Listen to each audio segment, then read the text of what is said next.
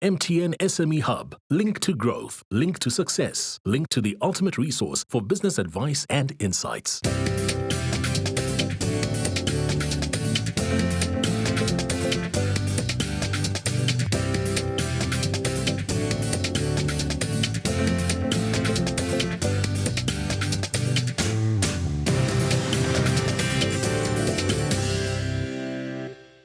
Welcome to the Big Small Business Show, the show for all our fantastic entrepreneurs out there. And in studio with us today, we've got Lehabe Ralekoa. He's the founder and CEO of Bantusoft. Let's take a look. My name is Lehabe Ralekoa. I am the CEO of Bantusoft Technology Solutions. We are a software development outfit. So effectively, we do three things. Software development, it's cloud services, as well as big data analytics. It was mainly myself and my business partner when we started, and because we have always been in the software development space, we started developing apps back, I think, in 2015. That's when we registered the business, but we were not really full-time on it. We started going full-time, I think, in 2019. That's when we started being full-time on the business. So we took a decision.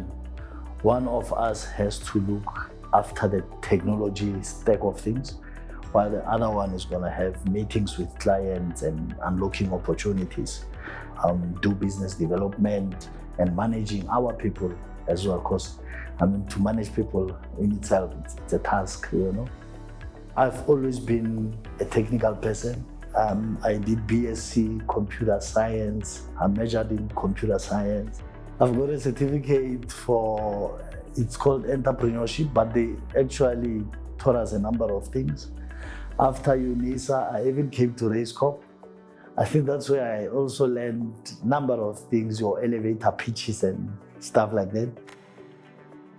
The challenge with tenders and RFQs, they come and they go. So it's like you get a 2-year, 3-year contract, it comes, it ends, and you have to look for another one. Put you in this perpetual mode where you always keep looking for the next one. And yeah, there's no consistency, hence the business doesn't really grow. It grows, it drops. And that's the biggest challenge that as a CEO I'm facing, is to say, you know, how do we now turn that around? And hence now we're just going to have B2B apps, B2C, that will ensure that there's consistency around the revenue and the growth of the business. The growth, it's quite organic, although very slow as well. So yeah, hence now we look into different means and ways in which we can ensure that we grow. Like I said, there's one of the apps that we just built internally instead of waiting for the RFQs and the tenders.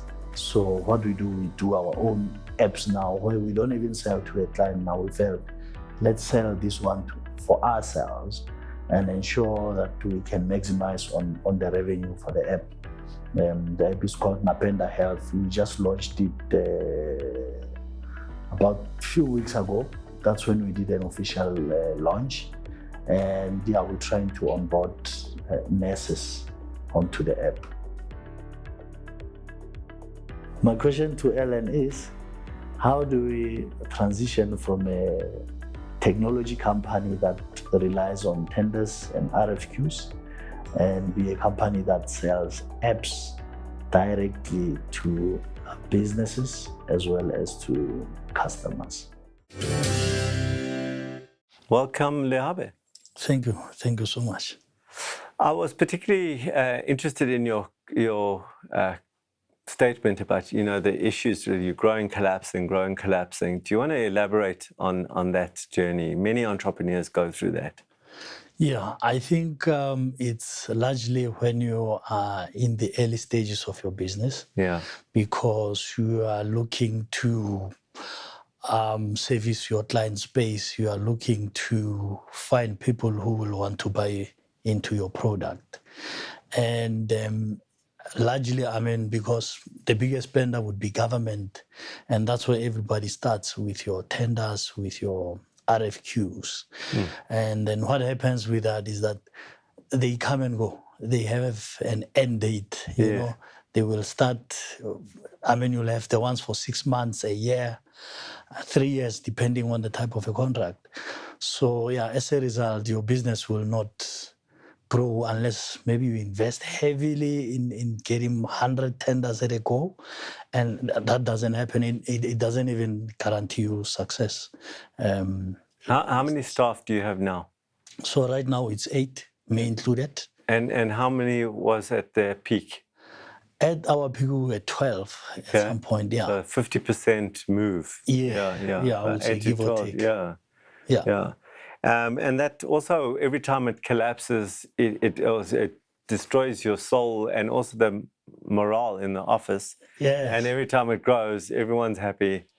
Oh, correct. Every time it grows, everyone is happy. You know, we feel like we're having, the right combination of things. Yeah. And when that particular RFQ or a tender ends, then we have to let people go. It's not nice. At some point, it was like the 3 of us, so it sort of fluctuates now, so. And you've made the decision to now go into building your own product. Yes, so that's the new strategy that we came up with. I have a business partner, and our strategy now is to say, how do we ensure that there's consistency? We've learned this, I think, from COVID, where we had one big client and the client collapsed. They went into business rescue. We had to let people go. We had to start all over again, So I think from there we said, let's now start building products and ensure that we have consistency. But they have not been that successful, if I may. So to a large extent, we still rely on the RFQs and the tenders. So, and I think that's where the struggle is at the moment. Well, Lehabe, I'm going to be asking more questions and also to give you some input and just to give you a sense that I've also been through, not the journey of I don't go for those RFQs all the time, but I have built our own software, and then my companies I've invested in have done the same. So I'm going to give you, when I give you advice, I'm not giving you advice from a book. I've lived this journey, and I'm going to tell you our strategy. I'm going to share with you our strategy. But before I do that, I'm going to have to ask you more questions. And before I do that, we're going to have to take a break. See you after the break. MTN SME Hub, link to business success.